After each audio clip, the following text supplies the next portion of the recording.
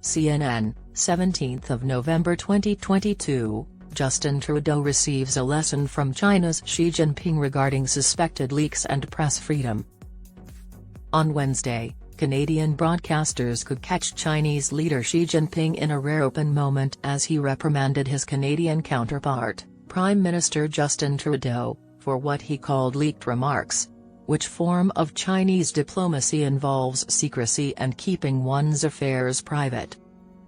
Xi smiled while conversing in Mandarin with Trudeau outside the G20 meeting in Indonesia.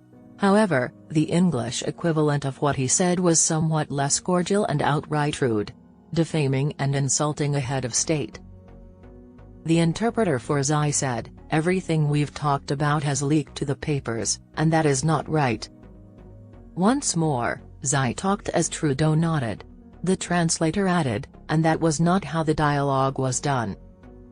In Mandarin, Xi instructs the Canadian leader, "If your part was sincere, then we shall continue our talk with mutual respect, else there might be unforeseen consequences."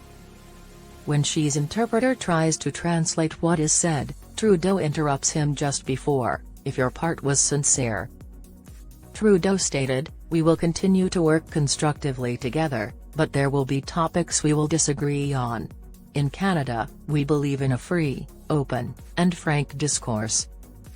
The translator spoke for Xi in the video and said, "Let's set up the circumstances first." After shaking Trudeau's hand, the Chinese president left with his entourage. The conversation shows how Xi, whose public appearances are carefully staged, engages with foreign leaders and views other countries with contempt.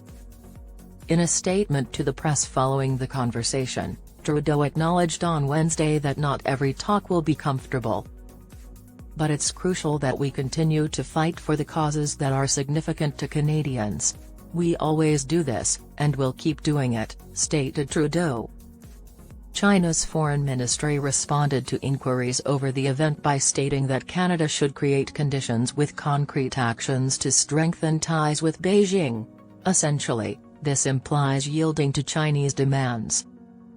As a ministry spokesperson, Mao Ning remarked on Thursday, "China has no issue with open dialogues, but we would prefer these conversations to be carried out fairly and with mutual respect instead of pointing fingers condescendingly.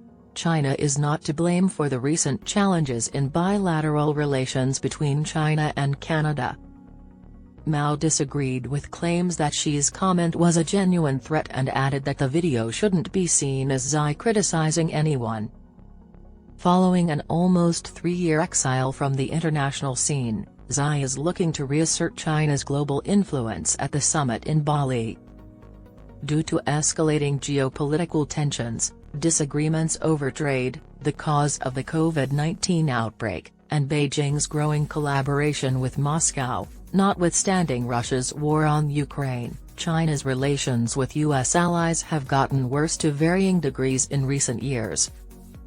At the summit, Xi made an effort to mend fences. He met with U.S. President Joe Biden on Monday. Additionally, he had formal discussions with the presidents of South Korea, Australia, France, the Netherlands, South Africa, Spain, Senegal, Argentina, and Australia.